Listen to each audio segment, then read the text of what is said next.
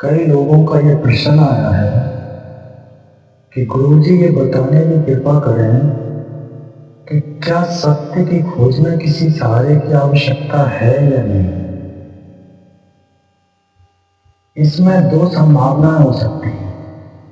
पहली, तुम अपने से तो जाग नहीं सकते हो और दूसरे के जगाने से तुम जागना ही नहीं चाहते, फिर दूसरा तुम्हें कैसे जगा सकता है। यहां तो गुरु होने की संभावना है, और दूसरी, अगर तुम अपने से ही जागना चाहो तो बिना किसी के जगाने से भी जाग सकते हो। यह संभावना है कि बिना गुरु के भी लोग पहुंचे, लेकिन ये मूल सिद्धांत नहीं। गुरु का अर्थ क्या है? गुरु का मतलब है जो तुम्हें नहीं पता। गुरु होने पर तो रास्ता मिलेगा ही तुम्हें, लेकिन बिना गुरु के आपको रास्ता मिल नहीं सकता है और आप रास्ता भटक नहीं सकते, क्योंकि गुरु को तो रास्ता पहले से ही पता है और वह वहां पहुंचने का रास्ता तुम्हें दिखा दे। जिसने भी जाना है सदा स्वयं से ही जाना है। गुरु तो एक निमित्त मात्र है। निमित्त का अर्थ होता है इशारा। गुरु हो तो भी चलेगा, ना हो तो भी चलेगा। असली सवाल गुरु होने या ना होने का नहीं, असली सवाल है कि स्वयं में प्रविष्ट कैसे किया जाए। कुछ साहसी लोग तो अकेले ही स्वयं में प्रविष्ट कर जाते हैं, कुछ लोगों को सहारे की जरूरत होती है। जिन लोगों को सहारे की जरूरत पड़ती है, प्रविष्ट तो वो अकेले ही होते हैं। सहारा तो निमित्त मात्र है। सहारा सत्य के मिलने में सहयोगी नहीं हो सकता। सहारा तो सिर्फ तुम्हारे अंदर हिम्मत बढ़ाने में सहयोगी होता है।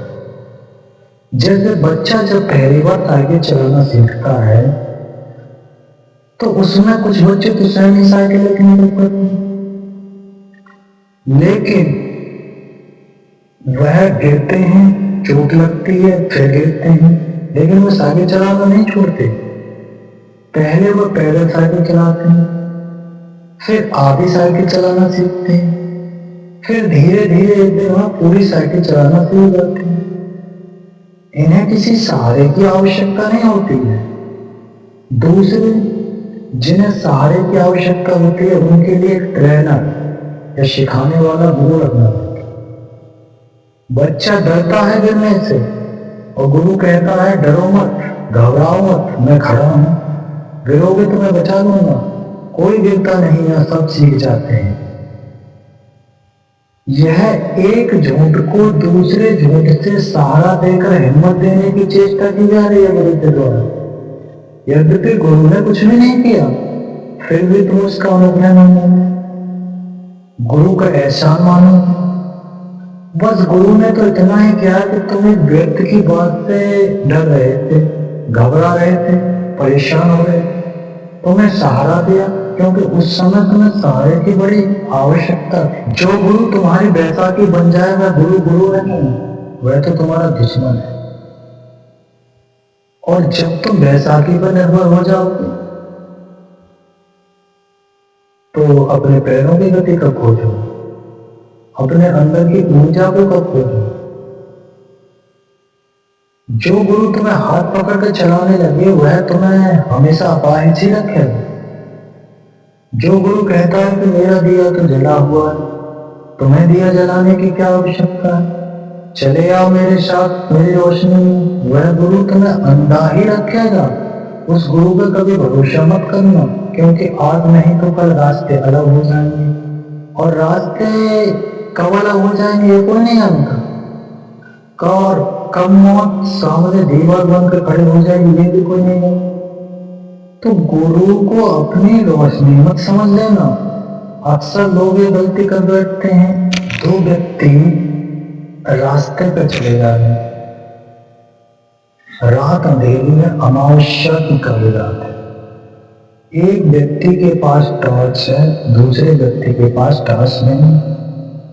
आधी रात का समय, मगर जिस व्यक्ति के पास टॉर्च नहीं है उस व्यक्ति को यह ख्याल ही नहीं आ रहा है कि मेरे पास टॉर्च नहीं है, और जरूरत भी क्या है, दूसरे व्यक्ति के पास टॉर्च नहीं। और जितनी रोशनी पहले व्यक्ति को मिल रही है उतनी रोशनी दूसरे व्यक्ति को मिल रही है। दोनों मजे से गपशप मारते हुए चले जा रहे हैं। फिर वह जगह आई, एक चौराहा है, यहाँ से दोनों के रास्ते जुड़ा हुआ। अब टॉर्च वाला व्यक्ति कहता है कि अलविदा, मेरा रास्ता तो अलग। इसलिए बुद्ध ने कहा कि आत्मदीपक, अपने दीपक खुद बनो। बुद्ध ने बार बार लोगों से कहा कि अपने दीपक खुद बनो, मेरा लोगों।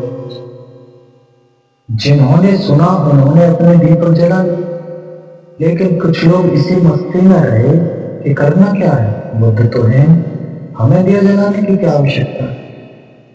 जब बुद्ध का अंतिम समय आ गया तो उन्होंने अपने सभी भिक्षुओं को बुलाया और कहा कि मेरा अंतिम समय निकट है, किसी को कुछ पूछना है तो पूछ लीजिए।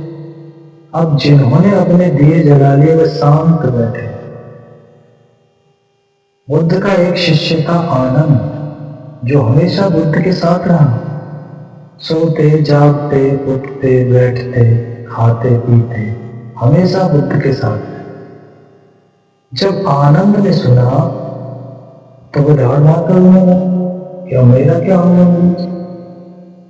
जब उसे पता चला कि इतने वर्षों से तो मैं अंधेरे में ही जिया, यह रोशनी तो घर की रोशनी थी, यह रोशनी तो किसी और की रोशनी थी। विदाई का क्षण भी निकट आ रहा, और विदाई का क्षण आज नहीं तो कल आएगा। बुद्ध ने आनंद से कहा कि जब मैं कहता था कि आत्मदीप को अपने दीप स्वयं होने तो सुनता कहां था, इसलिए तो आज रोना पड़ रहा।